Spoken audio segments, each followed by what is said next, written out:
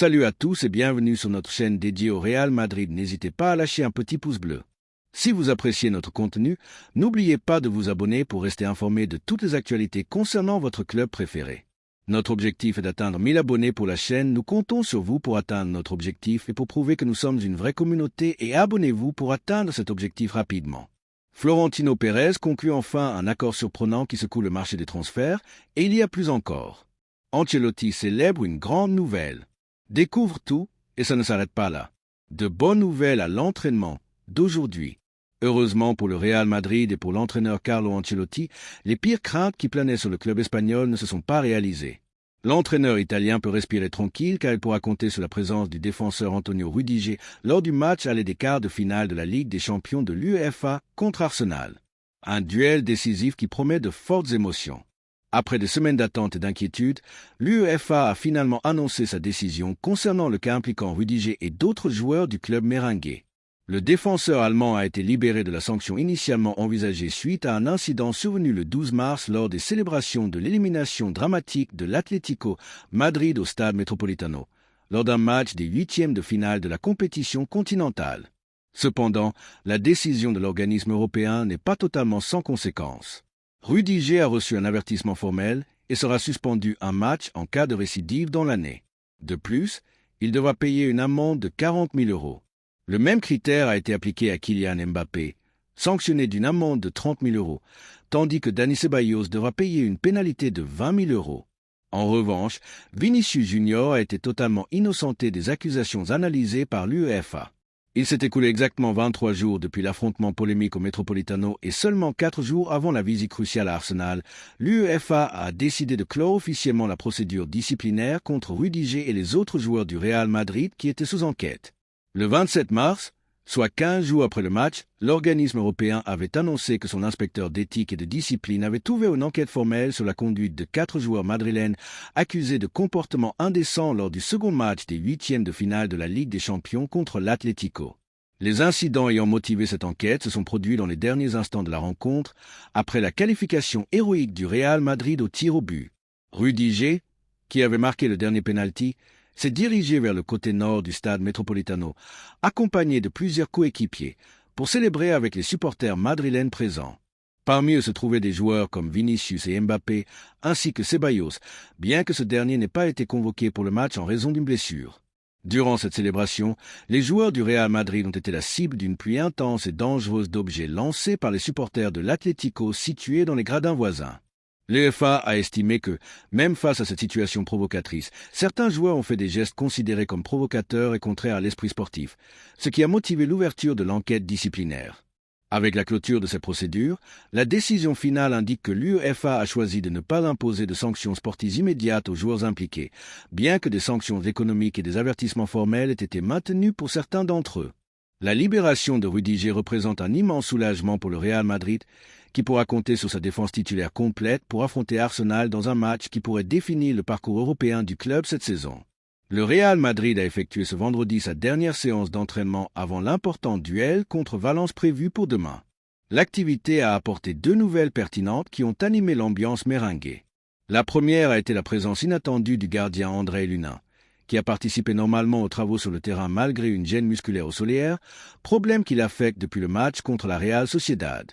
La seconde bonne nouvelle a été le retour progressif de Dani Ceballos, qui continue d'intensifier son processus de récupération après une récente blessure musculaire. La participation de Lunin à l'activité a sans doute été le point le plus surprenant de l'entraînement. Le gardien ukrainien est apparu sur le terrain et s'est exercé dans le cadre d'un test pour évaluer son état physique et déterminer s'il sera apte à être aligné contre Valence. Durant les 15 premières minutes de la séance, auxquelles la presse a eu accès, Lunin a été vu normalement sous les poteaux, effectuant les activités prévues aux côtés des jeunes gardiens Fran González Mestre et Javi Navarro. Cependant, l'entraîneur Carlo Ancelotti a insisté lors de la conférence de presse suivant l'entraînement qu'il n'y avait pas encore de décision définitive concernant la titularisation de Lunin et que tout dépendrait de sa réaction à l'effort réalisé ce vendredi.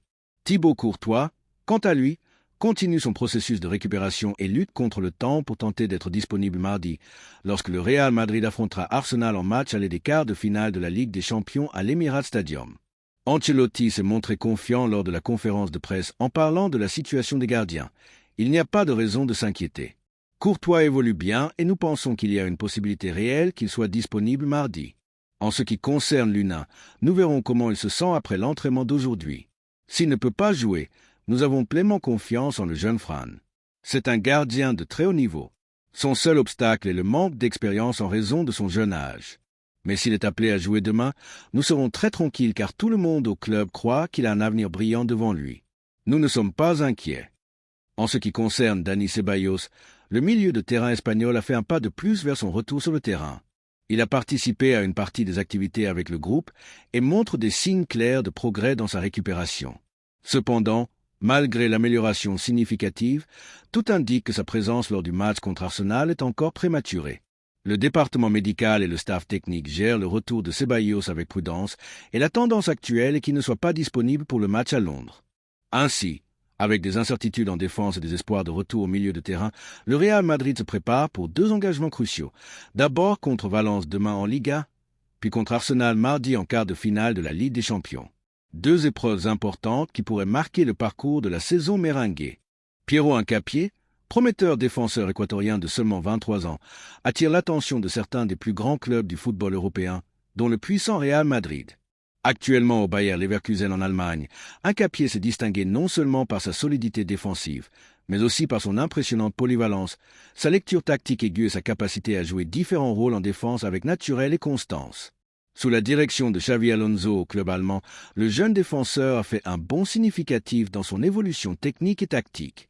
L'orientation de l'entraîneur espagnol a été essentielle pour son développement, le consolidant comme l'un des défenseurs les plus prometteurs du moment.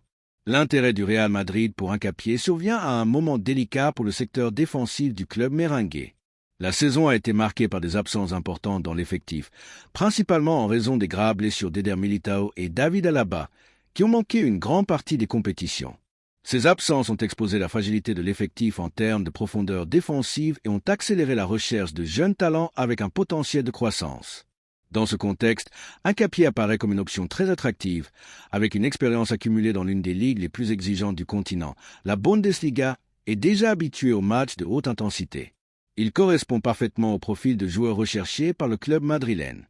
Sa jeunesse, alliée à la maturité qu'il démontre sur le terrain, en fait un candidat idéal pour renforcer la défense à court comme à long terme.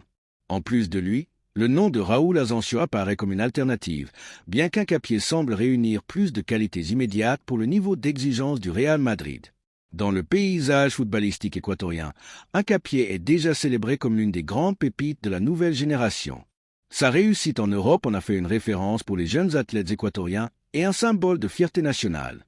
La possibilité de le voir porter le maillot du Real Madrid, l'un des clubs les plus prestigieux et titrés de l'histoire du football, ne serait pas seulement une conquête personnelle gigantesque, mais aussi un jalon pour le football équatorien dans son ensemble, amplifiant sa visibilité sur la scène internationale. Si le transfert se concrétise, il représentera un pas historique tant dans la carrière de Piero Hincapié que pour la reconnaissance du talent sud-américain au plus haut niveau du football mondial. Merci d'avoir regardé cette vidéo et j'espère que cette vidéo vous a plu. N'hésitez pas à lâcher un petit pouce bleu, vous abonner à la chaîne et à activer la cloche pour ne rien manquer des prochaines vidéos. On se retrouve demain avec plus d'informations. Passez une bonne journée et à la prochaine. Ciao!